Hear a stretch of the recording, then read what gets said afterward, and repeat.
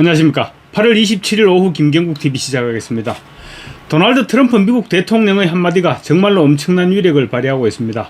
특히 권력의 정통성이 부족한 이재명 같은 사람에게는 굉장한 충격으로 작용하고 있습니다. 이재명과 민주당이 완전히 꼬리를 내리고 있습니다. 트럼프 대통령이 이재명과의 양자회담을 앞두고 한국에서 도대체 무슨 일이 일어나고 있는 것인가, 숙청인가 혁명인가, 이런 한 줄을 SNS에 올리고, 또 양자회담에서 오산 공군기지를 압수수색한 특검, 조은석 특검이죠.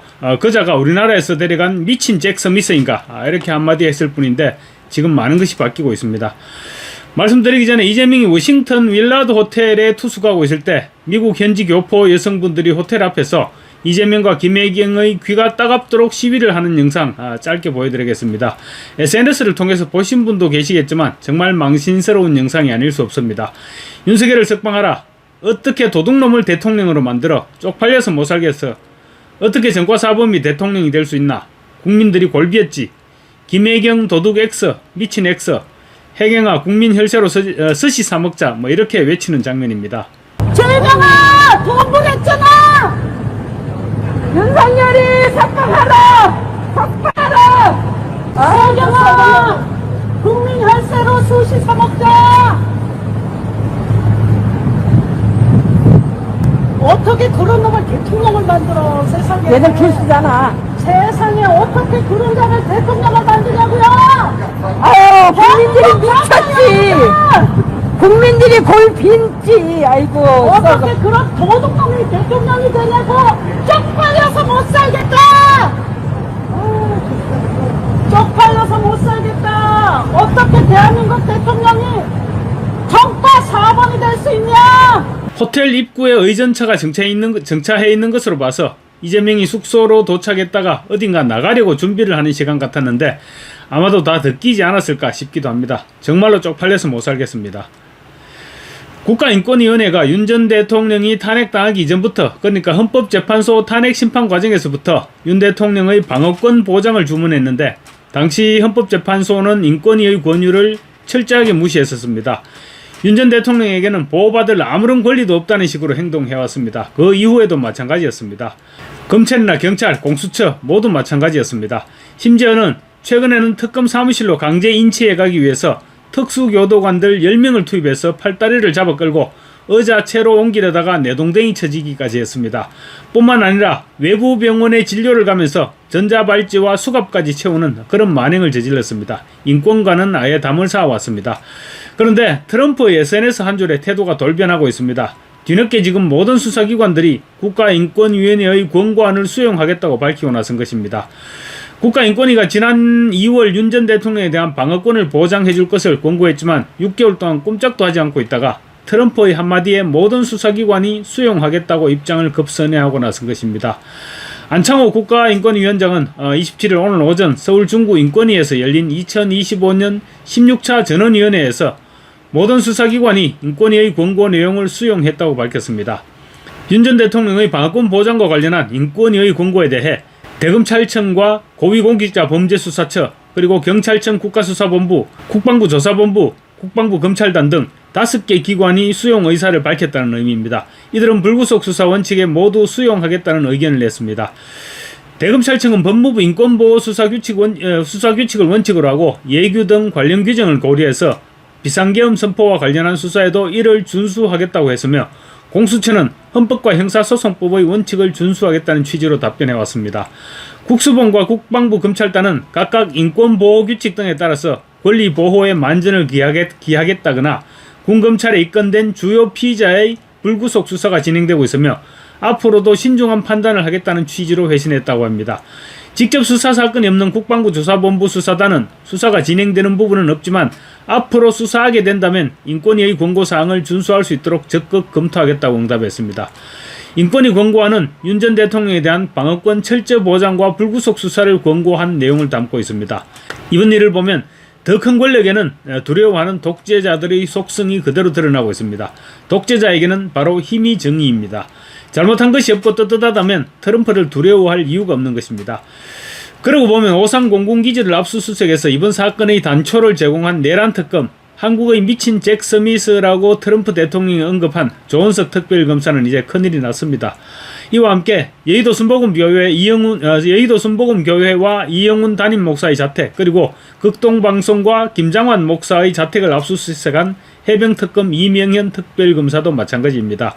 트럼프가 브라질의 전직 대통령에게 전자발찌를 채우라고 강압한 대법관을 어떻게 하는지 지켜봐왔기 때문에 두렵지 않을 수 없을 것입니다. 오산공군기지와 함께 교회들에 대한 압수수색 영장을 발부해준 판사도 공포스럽기는 마찬가지일 것입니다.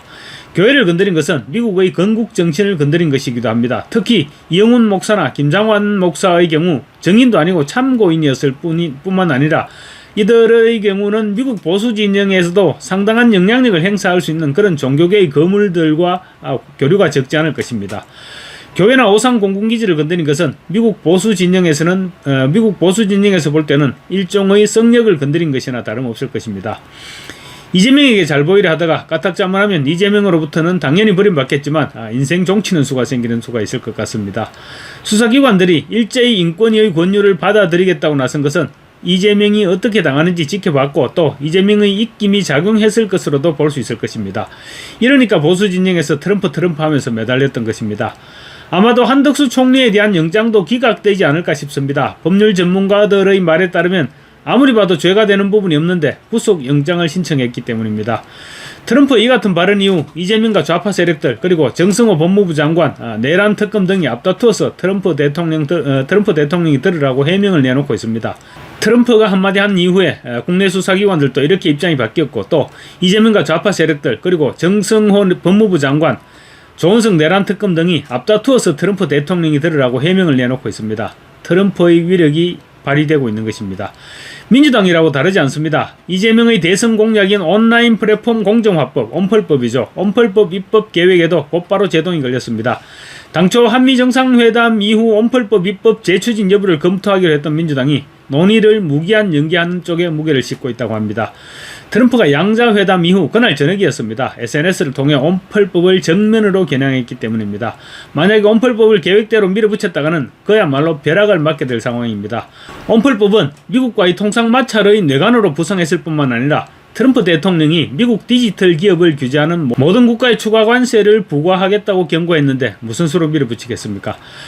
그런데 온펄법은 사실 누가 봐도 부당한 법안이고 실적을 공개하지 않는 중국 기업들에게 혜택을 주겠다는 그런 의도가 분명한 그런 법안이었습니다. 국회 정무위는 통상마찰을 우려해서 입법 논의를 중단시켜놓고 미국과의 통상마찰이 끝나면 밀어붙인다는 계획이었다는 것으로 보이는데 이제 아예 뚜껑을 덮을 수밖에 없는 그런 상황입니다. 이런 가운데 양자회담과 관련한 MBC와 좌파 언론의 수준 떨어지는 작태가 눈살을 찌푸리게 하고 있습니다.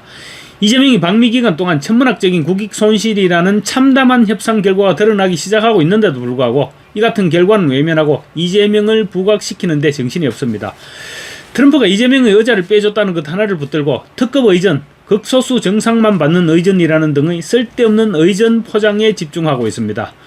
앤드류스 공군기지에서의 참혹한 의전, 그리고 의전 차량조차도 캐딜락 리무진이 아닌 남아공 대통령과 같은 그런 급인 세보레를 제공했던 일, 그리고 벌레어 하우스도 제공하지 않았던 일 등 이런 형편없는 홀대는 생각하지 않고 집에 찾아온 손님에게 그것도 네타냐후나 모디 이런 사람들에게도 모두 해줬던 의자 하나 당겨줬다고 지금 온갖 호들갑을 떨고 있는 것입니다.